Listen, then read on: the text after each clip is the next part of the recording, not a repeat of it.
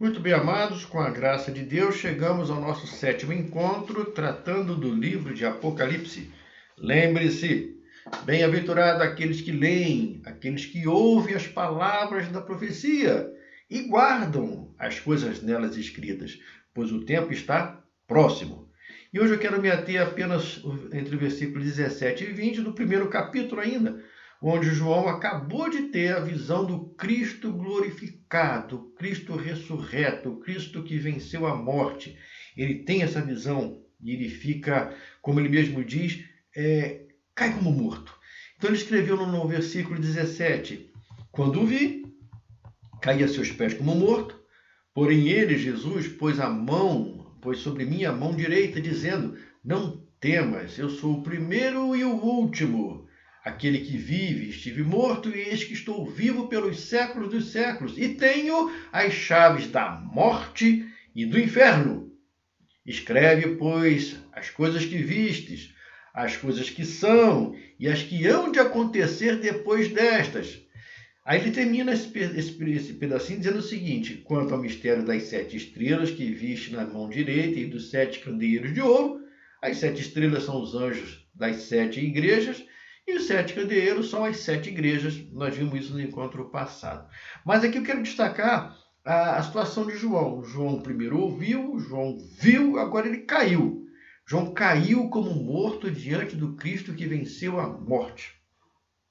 Jesus não só está vivo, mas ele vive pelos séculos dos séculos. E conforme João escreveu para a gente, Jesus tem a chave da morte e do inferno.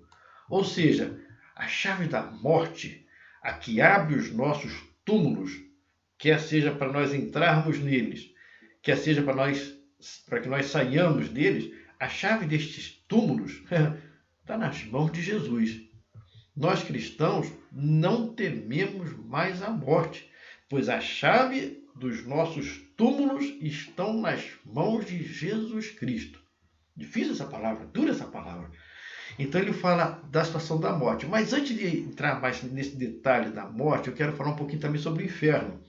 Que Jesus tem a chave da morte, mas também tem a chave do inferno. E o inferno é um lugar que foi preparado por Deus para tormento eterno. Então existe um local preparado para tormento eterno. Então o inferno é esse local que Deus preparou para castigo eterno de Satanás e de seus anjos.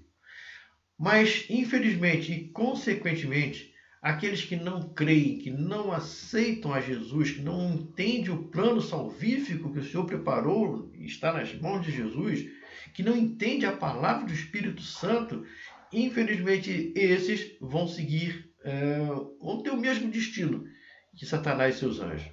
Vão para esse lugar de tormento. Pedro, o apóstolo Pedro, escreveu em sua segunda carta, no capítulo 3, verso 9: Não retarda o Senhor a sua promessa, como alguns julgam demorada. Pelo contrário, ele é longânimo para convosco, não querendo que nenhum pereça, senão que todos cheguem ao arrependimento. Então Pedro fala que o Senhor não quer que nenhum dos seus filhos siga o mesmo caminho que está preparado para Satanás e seus demônios. A intenção é que as pessoas cheguem ao arrependimento. Então ele é longânimo para dar chance das pessoas entenderem, aceitarem, se arrependerem, se converterem e voltarem para Cristo. Essa é a verdade. Mas é fato que nem todos vão chegar a esse arrependimento. Então quem não chega, quem não atinge esse arrependimento, o destino desses é o mesmo que é destinado para Satanás e seus demônios. É o que nós chamamos de inferno. Jesus tem autoridade sobre a morte e sobre o inferno. Então Jesus tem autoridade sobre o inferno. Não é Satanás que tem autoridade sobre o inferno. E pinta-se às vezes uma ideia de que o inferno é um lugar onde o demônio, Satanás e seus anjos vão imperar. As pessoas vão estarem sofrendo sobre as égides satânicas. Mas, na verdade, o que nós entendemos é que é um lugar de tormento para eles. Eles vão estar sendo atormentados. E, consequentemente, aqueles que não aceitaram a Cristo vão estar. Então, não é um lugar de soberania satânica. É um lugar de sofrimento para eles. Eles vão estar lá sofrendo, pagando o preço da desobediência. Mas João está falando para a gente que quando ele viu Jesus, ele caiu como morto. Ele caiu como morto. Então, Jesus se coloca perto dele, toca com a sua mão direita e diz: João, não temas. Eu sou o primeiro e o último, aquele que vive e estive morto, mas eis que estou vivo pelos séculos dos séculos e tenho as chaves da morte e do inferno. Agora eu vou voltar a falar sobre a morte. Que Jesus falou que ele tem a chave da morte e a chave do inferno. O que nós, homens, pobres mortais, o que nós entendemos da morte? Olha só, ali no começo da igreja primitiva, ali já pelos anos 300, mais ou menos, já existia uma montoeira de heresias dentro da igreja e cada um defendia uma ideia. Nós vimos muito isso, João defendendo em suas cartas, principalmente nas cartas, os ensinos gnósticos que estavam aparecendo, tentando tirar a divindade de Jesus, ou tentando mostrar que Jesus é apenas humano, que Jesus foi adotado, que Jesus foi... Enfim, uma série de heresias que estavam sendo jogadas onde uma boa semente havia sido plantada. Mas já ali no ano 325, os homens se reúnem e criam, estruturam uma profissão de fé, que é conhecido como credo apostólico. Olha, no ano 325 já não tinha mais nenhum apóstolo vivo, mas os líderes da igreja primitiva, naquele momento, vão se reunir e vão compor um credo que seria assim: olha, nós vamos crer nisso aqui agora, a partir de agora isso aqui é o nosso credo, isso aqui é a nossa profissão de fé. Então quem vem estudando as cartas de João comigo sabe muito bem a quantidade de heresia que tinha nesse momento. Então eles escrevem assim: esse é o credo apostólico, que foi escrito no começo da igreja para combater uma série de heresias. E nesse credo eu vou destacar a posição da morte, nesse credo. Então eles escrevem assim: creio em Deus Pai Todo-Poderoso, Criador do céu e da terra, creio em Jesus Cristo, seu único Filho e Senhor nosso, o qual foi concebido por obra do Espírito Santo, nasceu da Virgem Maria, padeceu sob o poder de Pôncio Pilatos, foi crucificado, morto e sepultado, ressurgiu dos mortos ao terceiro dia. Opa, aqui está tudo bem. Ressurgiu dos mortos ao terceiro dia, subiu aos céus, está sentado à direita de Deus Pai Todo-Poderoso, donde há de vir para julgar os vivos e os mortos. Creio no Espírito Santo, na Santa Igreja Universal, na comunhão dos santos, na remissão dos pecados, na ressurreição do corpo, na vida eterna. Amém. Então eles já colocam no credo deles que eles creem que Jesus ressuscitou no terceiro dia, que está agora à direita de Deus Pai, e ele vai vir para julgar vivos e mortos. E eles creem também na ressurreição do corpo. Esta aqui foi a declaração, foi o credo apostólico que eles fizeram logo no quarto século, no comecinho da igreja que estava surgindo, para combater vários entendimentos errôneos. Eu sou batista, eu sigo a Convenção Batista Brasileira, e a declaração dos batistas na Convenção Batista Brasileira, no seu artigo 19, trata de justos e ímpios. Agora eu vou ler para vocês o que a nossa declaração batista fala a respeito disso. Está lá assim: Deus, no exercício de sua soberania, está conduzindo o mundo e a história a seu termo final. Em cumprimento à sua promessa, Jesus Cristo voltará a este mundo, pessoal e visivelmente, em grande poder e glória. Os mortos em Cristo serão ressuscitados, arrebatados e se unirão ao Senhor. Os mortos sem Cristo também ressuscitarão, serão ressuscitados.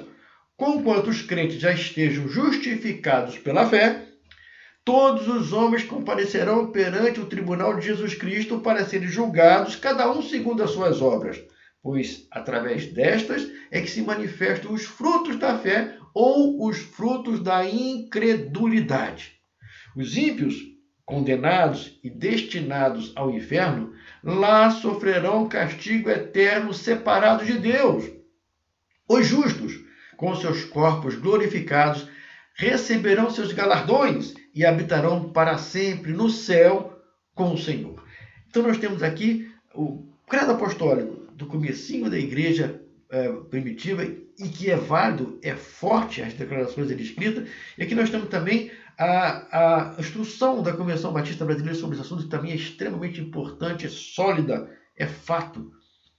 Sabe por quê, meus irmãos? Porque a morte é uma dura realidade da vida. É uma dura realidade da vida. Por quê? Porque nós não fomos criados para morrer. A morte vai continuar aqui. até a volta do Senhor Jesus. Nós vamos ver nossos irmãos morrendo. Nós vamos ver as pessoas que nós amamos morrendo. Nós vamos ver nossos inimigos morrendo. E essa morte vai estar aqui até a volta do Senhor.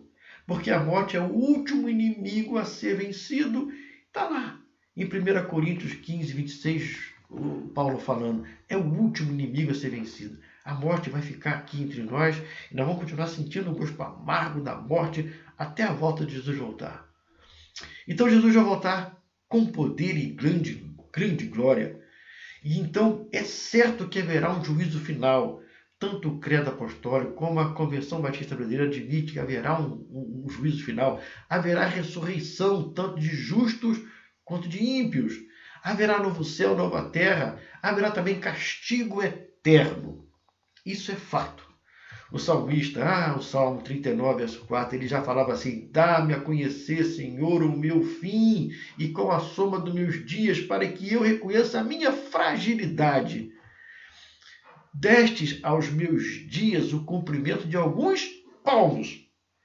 Minha vida é muito curta, alguns palmos. Ele coloca assim, alguns palmos à tua presença, o prazo da minha vida é nada.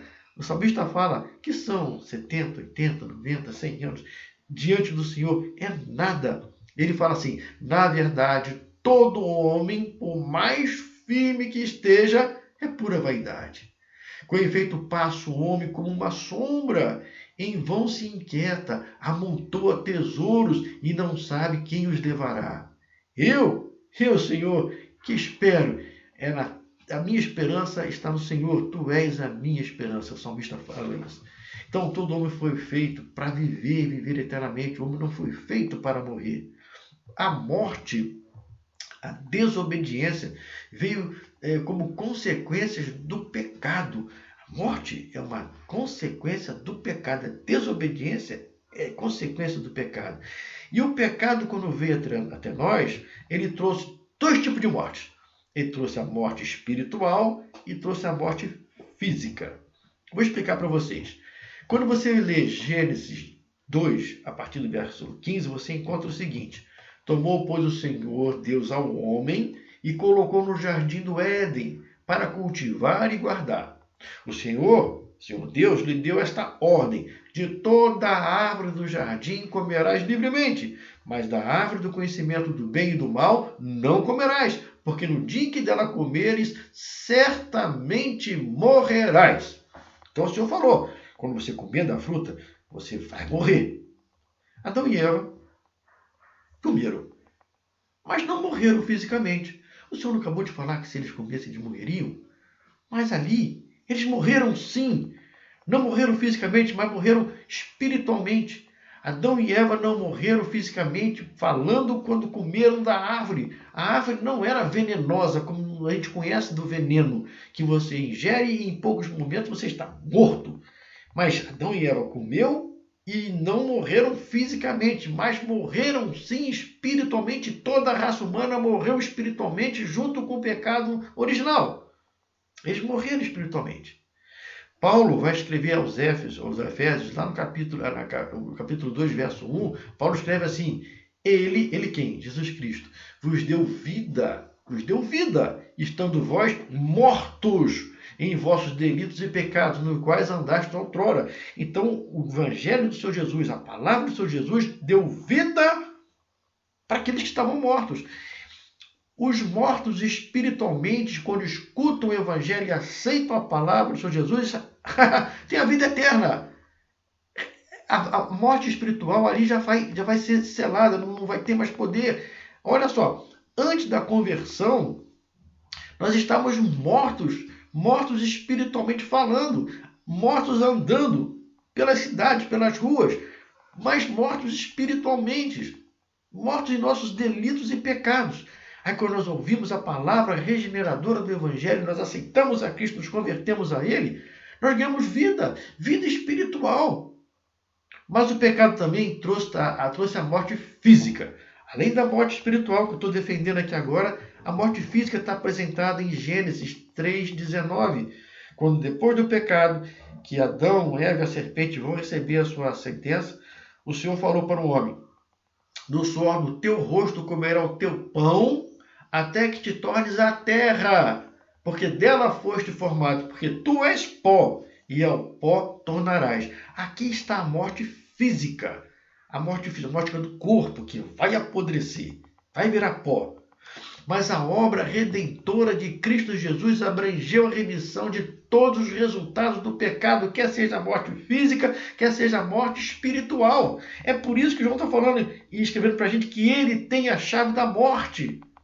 Ele tem a chave da morte. Paulo escreve no 2 Timóteo 1,19: mas conforme a graça que nos foi dada em Cristo Jesus, antes dos tempos eternos, ou desde a criação, é manifestada agora pelo aparecimento do nosso Senhor Jesus Cristo, o qual não só nos destituiu a morte, ou seja, o qual não só destruiu a morte. Que morte é essa? A morte espiritual, porque ele está falando para pessoas que estão vivas. Então ele falando só destruiu a morte, como trouxe vida e imortalidade mediante o Evangelho. Essa é a palavra de que Paulo está escrevendo aqui para fortalecer a fé dos irmãos. Agora, pelo aparecimento do nosso Senhor e Salvador Jesus Cristo, o qual não só destruiu a morte, aqui ele está falando da morte espiritual, como trouxe a vida e imortalidade mediante o Evangelho. Então é só mediante o Evangelho que você encontra a reestruturação da sua vida eterna, espiritualmente falando. Aceitando a verdade do Evangelho, temos vida espiritual restaurada. Restaurada. Aquela que foi perdida lá no Éden é restaurada mediante ao Evangelho que Jesus Cristo trouxe. Ainda podemos sofrer sim a morte física, e vamos sofrer a morte física se Cristo não voltar antes. Mas a nossa vida espiritual já está garantida. É a palavra do Senhor que está dizendo isso. A revelação de Deus na Bíblia é progressiva. Deus vai revelando gradativamente, e pela situação da morte, a Bíblia vai trazendo revelações gradativas. No Antigo Testamento há muito pouco revelado, mas há uma tímida esperança de uma existência após a morte. O salmista escreve no Salmo 73, verso 4: tu me guias com o teu conselho e depois me recebes na glória. Então o salmista lá já sabia que, obedecendo aos conselhos de Deus, você vai ser recebido na glória. O Novo Testamento, a Bíblia já traz maior detalhes, mas mantém ainda poucas informações a respeito. No Novo Testamento a Bíblia já está mais clara, mas ainda com poucas informações a respeito. Se você ler Mateus 10, 28, você vai ver o seguinte: não temas, Jesus falando, não temas os que matam o corpo. Quando fala matam o corpo, morte física. E não pode matar a alma, é a morte espiritual. Temei antes aqueles que podem fazer padecer no inferno, tanto a alma quanto o corpo. Então Jesus está falando assim: não se preocupa com quem pode tirar a sua vida física, mas se preocupa com aquele que pode atrapalhar também e levar a tua vida espiritual para o inferno, para padecer no inferno. Em Lucas, no capítulo 23, verso 43, ali está o quadro da crucificação. Jesus crucificado, dois malfeitores, um de cada lado. Um não aceita Cristo, o outro aceita Cristo e fala: Senhor, lembra-te de mim quando entrares no teu reino. Aí Jesus fala para ele assim: ainda hoje estarás comigo no paraíso. E o Senhor Jesus não fala: ainda hoje estarás dormindo no paraíso. É comigo no paraíso. Ou seja, ali foi restaurada a vida espiritual dele. A vida física estava indo aos poucos naquela cruz, mas a vida espiritual dele foi restaurada simplesmente por ter reconhecido a Jesus naqueles últimos momentos de sua vida. Ele aceitou Jesus. E o pedido que ele faz é interessantíssimo. Ele fala: lembra-te de mim quando entrares no teu reino. E a resposta de Jesus: ainda hoje estarás comigo no paraíso. Por que não no reino? Porque o reino do Senhor começou na primeira vinda do Senhor e vai estar 100% estabelecido quando ele voltar. Quando as profecias que nós estamos dando no livro de Apocalipse acontecerem. Aí o reino está completo, está entre nós. Lindo isso, né? A morte, meu irmão, a morte não é um castigo para o cristão. O cristão não pode encarar a morte como um castigo. Olha o que está escrito em Romanos 8:1, Paulo falando: agora, pois, nenhuma condenação há para aqueles que estão em Cristo Jesus. Nenhuma condenação há. Nenhuma condenação há para aqueles que estão em Cristo Jesus. O João, que escreveu esse Apocalipse, escreveu para nós no Evangelho, capítulo 5, verso 24. Em verdade vos digo, palavra de Jesus, quem ouve minha palavra e crê naquele que me enviou, tem vida eterna, não entra em juízo, mas passou da morte para a vida. E ele está falando isso para pessoas que estão vivas. Pessoas que estão vivas, não estão mortas, estão vivas. Ele fala, vocês que ouvem a minha palavra e aceitam, vocês passam da morte, que é o estado que vocês estão, para a vida, que é a vida eterna que interessa. Então basta ouvir e crer. E a pessoa passa do estado de morto espiritualmente para vivo e para uma eternidade inteira ao lado de Jesus. Paulo escreve aos Filipenses, capítulo 1, 23. Ora, de um lado ou de outro, eu estou constrangido. Tenho o desejo de partir e estar com Cristo, o que é incomparavelmente melhor, mas por vossa causa é necessário permanecer na carne.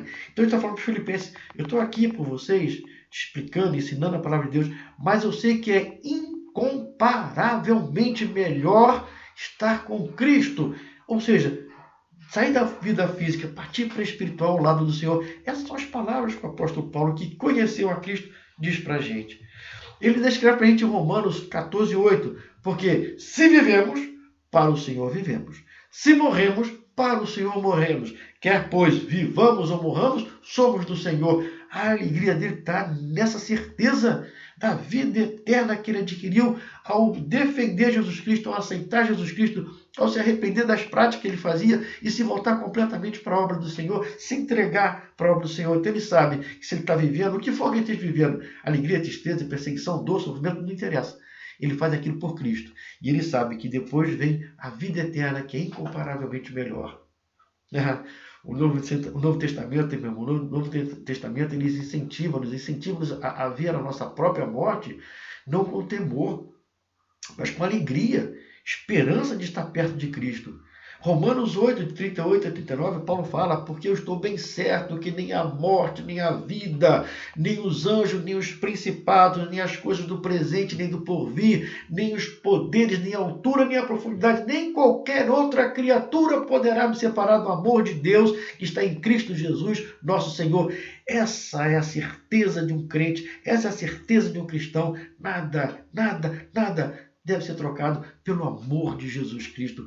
Por mais guloseimas que Satanás te ofereça, recuse, porque o que tem de melhor está nas mãos do Senhor Jesus Cristo. Essa é a certeza do cristão. E o Salmos 116:15 diz para a gente o seguinte: preciosa é aos olhos do Senhor a morte dos seus santos. Nós estamos falando de morte do cristão. Mas e o que acontece com o descrente após a sua morte? Sim, o que acontece com aquela pessoa que não aceita Jesus Cristo após a sua morte? Olha só, sua alma não está ainda no castigo eterno. Epa, peraí, pastor, o que você está falando aí? Sua alma ainda não está no castigo eterno? Não, mas já está em tormento. Já está aguardando a ressurreição para agora sim, e definitivamente para o lugar preparado para o diabo e seus anjos.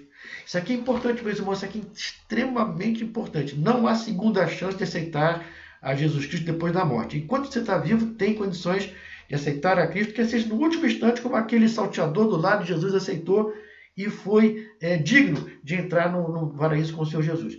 Mas veja bem, aqueles que, apesar de tudo, apesar de toda a longanimidade do Senhor, não aceitar a Cristo, a alma dessa pessoa já está em tormento agora. Mas quando o demônio, Satanás e seus anjos for sentenciado para o inferno definitivamente, ele vai também. Então ele já está sofrendo um tormento a partir de agora. E esse tormento vai se concretizar por toda uma eternidade num local que não era para ele ir. Ele foi criado à imagem e semelhança de Deus. Ele foi para viver na presença do Senhor. Mas a escolha foi dele de não aceitar, de não dar ouvido à voz do Espírito Santo. E agora ele vai seguir o diabo e seus anjos para o mesmo destino. Segundo de Pedro 2,9, diz assim: o Senhor sabe livrar da aprovação os piedosos temente a Deus e reservar sob castigo os injustos para o dia do juízo. Então Pedro fala que o Senhor sabe guardar os piedosos, mas reserva sob castigo os injustos para o dia do juízo. Então, os injustos estão sob castigo, aguardando o dia do juízo, onde recebem a sentença: apartai-vos de mim para o lago de fogo, preparei para o diabo e seus anjos. Para lá que vocês vão. O escritor de Hebreus fala no capítulo 9, 27. E assim como aos homens está ordenado morrerem uma só vez, vindo depois disso o juízo. Então não há uma segunda chance. A tua chance é agora a sua chance. Não haverá uma segunda época. Existem alguns irmãos que defendem também uma ideia interessante, que nós chamamos de psicopaniquia. Eu vou explicar o que é a psicopaniquia. É a concepção que nós chamamos de sono da alma. É o sono da alma, é assim que as pessoas falam: fulano dormiu, descansou. E existem alguns textos na Bíblia que, se você for ler ao pé da letra, você vai até achar que é isso mesmo. Por exemplo, a ressurreição da filha de Jairo. Nós conhecemos esse episódio da Bíblia, está lá em Mateus 9, a partir do versículo 24, você vai ver como aconteceu a ressurreição da filha de Jairo. E vai dar a entender realmente uma coisa como isso. Por exemplo, está escrito lá: tendo Jesus chegado à casa do chefe, e vendo os tocadores de flauta e o povo alvoroço, ou seja, o funeral, disse: retirai-vos, porque não está morta a menina, mas dorme. Riram-se dele. Mas afastado do povo, entrou Jesus, tomou a menina pela mão e ela se levantou. Então aqui eles falam que a menina estava dormindo. Retirai-vos, porque ela não está morta, mas dorme. Foi isso que está escrito no Evangelho. Foi isso que Jesus falou.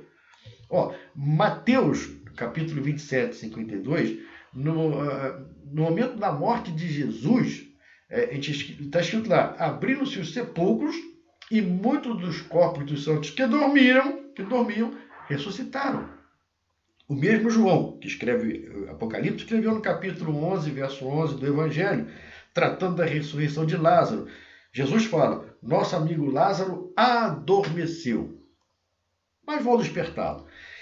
Existem outros textos, existem muito mais, que dá essa ideia de sono da alma, mas aqui não está se falando de sono da alma. Eu particularmente acredito que estes textos referem-se à aparência do morto.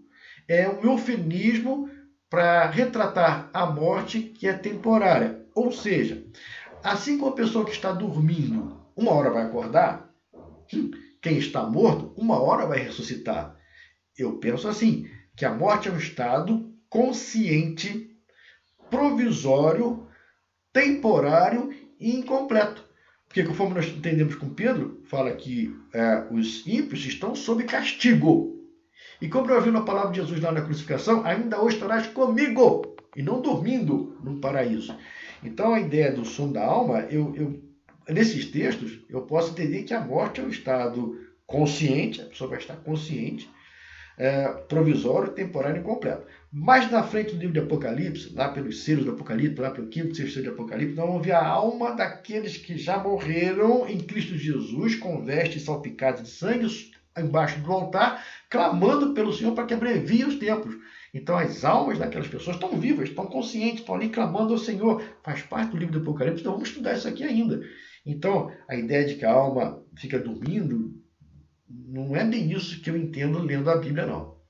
Mas o que eu entendo, meu irmão, o que eu sei é que Jesus tem a chave da morte. Jesus tem a chave da morte, está na mão dele. Está na mão dele. E a ressurreição, meu filho, é a esperança maior do crente. Essa é a nossa esperança de ressurgir e estar com o Senhor para todo sempre. O apóstolo Paulo tinha essa esperança também, então ele escreve aos Filipenses 3:20: pois a nossa pátria está nos céus, de onde também aguardamos o Senhor Jesus Cristo, o qual transformará nosso corpo de humilhação para ser igual ao corpo da sua glória, sendo a eficácia do poder que ele tem até de subordinar a si todas as coisas, inclusive morte, inclusive inferno. Vou parar por aqui. Pedindo a Deus que nos dê condição de continuar estudando esse livro de Apocalipse. Até o próximo encontro. Fiquem com Deus.